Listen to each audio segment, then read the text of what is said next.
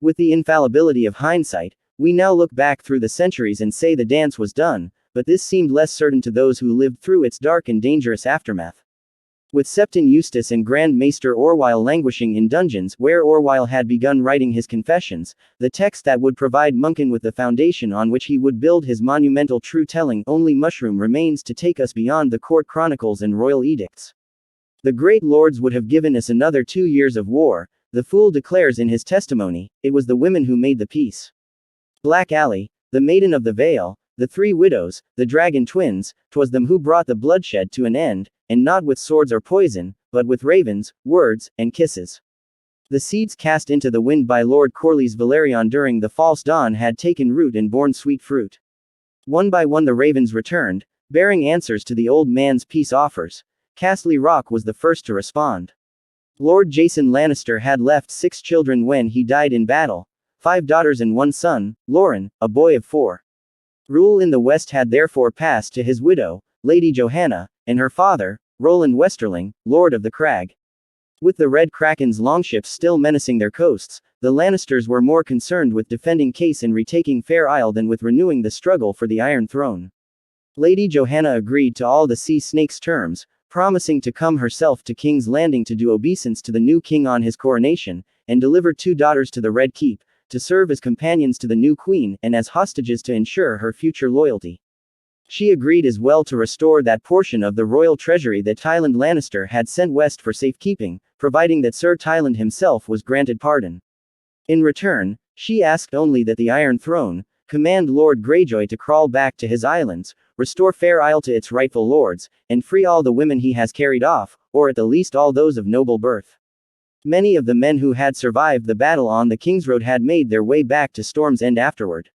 Hungry, weary, wounded, they drifted home alone or in small groups, and Lord Boros Baratheon's widow, the Lady Elenda, had only to look at them to realize they had lost their taste for battle.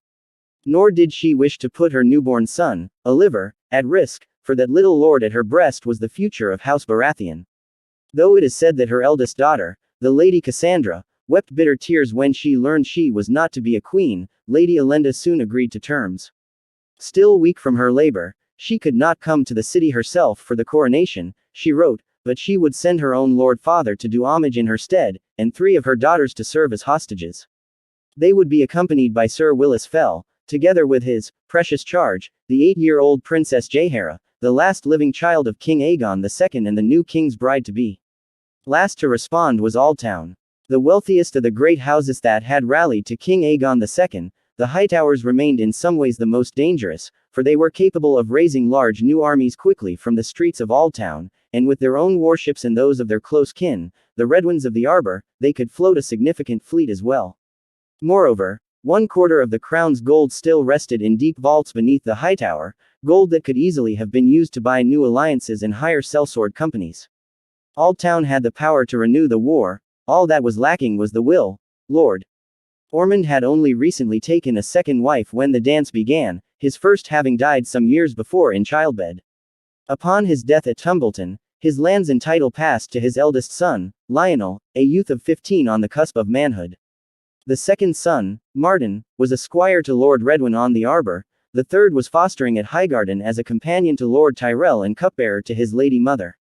All 3 were children of Lord Ormond's first marriage. When Lord Valerion's terms were put to Lionel Hightower, it is said, the young lord ripped the parchment from his maester's hand and tore it into shreds, swearing to write his reply in the sea snake's blood. His lord father's young widow had other notions, however. Lady Samantha was the daughter of Lord Donald Tarley of Hornhill and Lady Jane Rowan of Goldengrove, both houses that had taken up arms for the queen during the dance. Fierce and fiery and beautiful, this strong-willed girl had no intention of giving up her place as the Lady of Aldtown and mistress of the Hightower. Lionel was but 2 years her junior, and, Mushroom says, had been infatuated with her since first she came to Aldtown to wed his father. Whereas previously she had fended off the boy's halting advances, now Lady Sam, as she would be known for many a year, yielded to them, allowing him to seduce her, and afterward promising to marry him. But only if he would make peace, for I would surely die of grief should I lose another husband. Faced with a choice between a dead father, cold in the ground, and a living woman, warm and willing in his arms, the boy showed surprising sense for one so highborn, and chose love over honor, says Mushroom. Lionel Hightower capitulated, agreeing to all the terms put forth by Lord Corlys, including the return of the crown's gold, to the fury of his cousin, Sir Miles Hightower, who had stolen a good part of that gold, though the tale need not concern us here. A great scandal ensued when the young lord then announced his intention to marry his father's widow, and the reigning High Septon ultimately forbade the marriage as a form of incest, but even that could not keep these young lovers apart. Thereafter refusing to wed, the Lord of the Hightower and defender of Alltown kept the Lady Sam by his side as his paramour for the next 13 years, fathering 6 children on her, and finally taking her as his wife when a new High Septon came to power in the Starry Sept and reversed the ruling of his predecessor. Let us leave the Hightower now and return once more to King's Landing, where Lord Cregan Stark found all his plans for war undone by the 3 widows. Other voices were making themselves heard as well, gentler voices that echoed softly through the halls of the Red Keep, says Mushroom. The Maiden of the Vale had arrived from Gulltown, bringing her own ward, the Lady Rhaena Targaryen, with a dragon on her shoulder. The small folk of King's Landing, who not a year before had slaughtered every dragon in the city, now became rapturous at the sight of one. Lady Rhaena and her twin sister, Baela, became the darlings of the city overnight. Lord Stark could not confine them to the castle, as he had Prince Aegon, and he soon learned that he could not control them either. When they demanded to be allowed to see our beloved brother, Lady Arryn gave them her support, and the Wolf of Winterfell yielded, somewhat grudgingly, says Mushroom. The false dawn had come and gone, and now the hour of the wolf, as Grand Maester Munkin names it, was waning too. The situation and the city were both slipping from the hands of Cregan Stark. When Lord Leowen Corbray and his brother arrived in King's Landing and joined the ruling council, adding their voices to those of Lady Arryn and the lads, the Wolf of Winterfell oft found himself at odds with all of them. Here and there throughout the realm a few stubborn loyalists still flew Aegon the Two-Ends Golden Dragon, but they were of little significance. The dance was done, the others all agreed, it was time to make the peace and set the realm to rights. On one point Lord Cregan remained adamant, however, the king's killers must not go unpunished. Unworthy as King Aegon II might have been, his murder was high treason, and those responsible must answer for it. So fierce was his demeanor, so unyielding, that the others gave way before him. Let it be on your head, Stark, Kermit Tully said. I want no part of this, but I will not have it said that Riverrun stood in the way of justice. No lord had the right to put another lord to death, so it was first necessary for Prince Aegon to make Lord Stark the king's hand, with full authority to act in his name. This was done. Lord Cregan did all the rest, whilst the others stood aside. He did not presume to sit the Iron Throne, but on a simple wooden bench beneath it. One by one the men suspected of having played a part in the poisoning of King Aegon II were brought before him. Septon Eustace was the first brought up, and the first released. There was no proof against him. Grand Maester Orwyle was less fortunate, for he had confessed under torture to having given the poison to the clubfoot. My lord, I did not know what it was for, Orwyle protested. Nor did you ask, Lord Stark replied. You did not wish to know. The Grand Maester was judged to be complicit and sentenced to death. Sir Giles Belgrave was also put down for death. If he had not put the poison in the king's wine himself, he had allowed it to happen through carelessness or willful blindness. No knight of the Kingsguard should outlive his king when that king dies by violence, Stark declared. 3 of Belgrave's sworn brothers had been present at King Aegon's death and were similarly condemned, though their complicity in the plot could not be proved. The 3 Kingsguard who were not in the city were judged innocent. 22 lesser personages were also found to have played some part in King Aegon's murder. His Grace's litter bearers were amongst them, along with the king's herald, the keeper of the royal wine cellars, and the serving man whose task it was to make certain the king's flagon was always full. All were marked down for death. So too were the men who had put the king's food taster Umate to the sword. Mushroom himself gave evidence against them, together with those responsible for cutting down Tom Tangletong and drowning his father in ale. Most of these were gutter knights, sellswords, masterless men-at-arms, and scum of the streets who had been granted their dubious knighthood by Sir Perkin the Flea during the turmoil.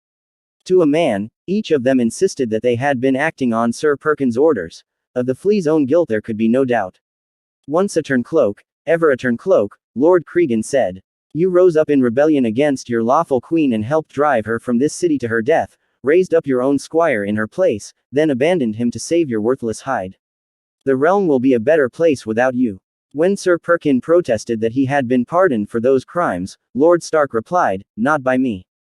The men who had seized the Queen Dowager upon the Serpentine Steps had worn the seahorse badge of House Valerion, whilst those who had freed Lady Baela Targaryen from her imprisonment had been in service to Lord Larys Strong.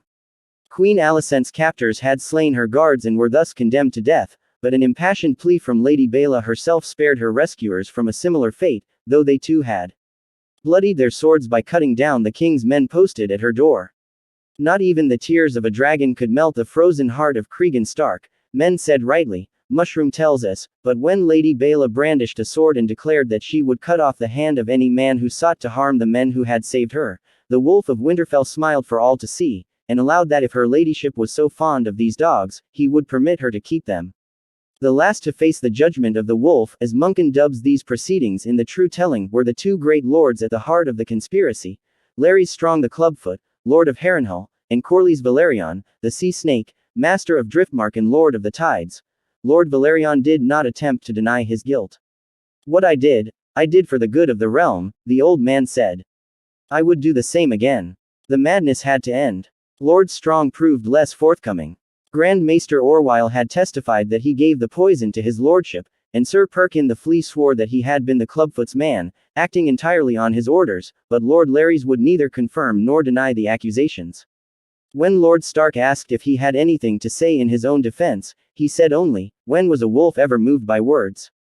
And thus Lord Cregan Stark, Hand of the Uncrowned King, declared the Lords Velaryon and Strong to be guilty of murder, regicide, and high treason, and decreed that they must pay for their crimes with their lives. Larys Strong had always been a man who went his own way, kept his own counsel, and changed allegiances as other men changed cloaks.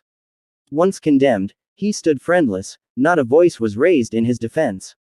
It was quite otherwise with Corlys Velaryon, however. The old sea snake had many friends and admirers. Even men who had fought against him during the dance spoke up for him now, some out of affection for the old man, no doubt, others from concern for what his young heir, Alan, might do should his beloved grandsire, or sire, be put to death. When Lord Stark proved unyielding, some of them sought to circumvent him by appealing to the king-to-be, Prince Aegon himself. Foremost amongst them were his half-sisters, Baela and Rhaena, who reminded the prince that he would have lost an ear and perhaps more if Lord Corlys had not acted as he did. Words are wind, says the testimony of Mushroom, but a strong wind can topple mighty oaks, and the whispering of pretty girls can change the destiny of kingdoms. Aegon not only agreed to spare the sea snake, but went so far as to restore him to his offices and honors, including a place on the small council. The prince was but 10 years of age, however, and not yet a king. Uncrowned, and not yet anointed as king, his grace's decrees carried no weight in law. Even after his coronation, he would remain subject to a regent or regency council until his 16th nameday. Therefore, Lord Stark would have been well within his rights to pay no heed to the prince's commands and proceed with the execution of Corlys Velaryon. He chose not to do so, a decision that has intrigued scholars ever since. Septon Eustace suggests that the mother moved him to mercy that night, though Lord Cregan did not worship the Seven. Eustace further suggests that the Northman was loath to provoke Alan Velaryon, fearing his strength at sea, but this seems singularly at odds with all we know of Stark's character. A new war would not have dismayed him, indeed, at times he seemed to seek it. It is Mushroom who provides the most lucid explanation for this surprising leniency in the Wolf of Winterfell. It was not the prince who swayed him, the fool claims, nor the looming threat of the Velaryon fleets, nor even the entreaties of the twins, but rather a bargain struck with Lady Alysanne of House Blackwood. A lean tall creature was this wench, says the dwarf, thin as a whip and flat-chested as a boy, but long of leg and strong of arm, with a mane of thick black curls that tumbled down past her waist when loosed. Huntress, horse breaker, an archer without peer, Black Ally had little of a woman's softness about her. Many thought her to be of that same ilk as Sabitha Frey, for they were oft in one another's company, and had been known to share a tent whilst on the march. Yet in King's Landing, whilst accompanying her young nephew Benjicot at court and council, she had met Cregan Stark and conceived a liking for the stern Northman, and Lord Cregan, a widower these past 3 years, had responded in kind. Though Black Ally was no man's queen of love and beauty, her fearlessness, stubborn strength, and body tongue struck a chord for the Lord of Winterfell, who soon began to seek out her company in hall and yard. She smells of wood smoke, not of flowers, Stark told Lord Serwyn, said to be his closest friend. and so when Lady Alysanne came to ask that he let the prince's edict stand, he listened. Why would I do that? Lord Stark purportedly asked when she had made her plea. For the realm, she answered. It is better for the realm that traitors die, he said. For the honor of our prince, said she. The prince is a child. He ought not have meddled in this. It is Valerion who brought dishonor on him, for now it will be said until the end of days that he came to his throne by murder. For the sake of peace, said Lady Alysanne, for all those who will surely die should Alan Valerion seek vengeance. There are worse ways to die. Winter has come, my lady. For me, then, said Black Ally. Grant me this boon, and I shall never ask another. Do this, and I shall know that you are as wise as you are strong, as kind as you are fierce. Give me this, and I shall give you whatever you may choose to ask of me. Mushroom says. Lord Cregan scowled at that. What if I ask you for your maidenhead, my lady? I cannot give you what I do not have, my lord, she answered. I lost my maidenhead in the saddle when I was 3 and 10. Some would say that you squandered on a horse a gift that by rights should have belonged to your future husband. Some are fools, Black Ally answered, and she was a good horse, better than most husbands I have seen. Her answer pleased Lord Cregan, who laughed aloud and said, I shall try to remember that, my lady. I'll grant your boon. And in return, she asked, all I ask is all of you, forever, the Lord of Winterfell said solemnly. I claim your hand in marriage. A hand for a head, said Black Ally, grinning. For Mushroom tells us this was her intent all along. Done. And it was. The morning of the executions dawned gray and wet. All those condemned to die were brought up from the dungeons in chains to the Red Keep's outer ward. There they were forced to their knees whilst Prince Aegon and his court looked on. As Septon Eustace led the doomed men in prayer, beseeching the mother to have mercy on their souls, rain began to fall.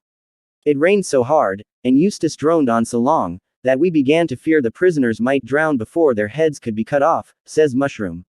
At last the prayer concluded, and Lord Cregan Stark unsheathed Ice, the Valyrian greatsword that was the pride of his house, for the savage custom of the North decreed that the man who passed the sentence must also wield the sword, that their blood might be upon his hands alone. Be he a high lord or common headsman, seldom had any man faced so many executions as Cregan Stark did that morning in the rain. Yet it came undone in a trice.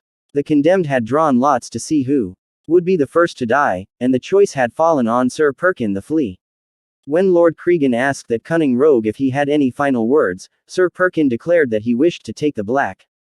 A Southron lord might or might not have honored his request, but the Starks are of the North, where the needs of the Night's Watch are held in high regard.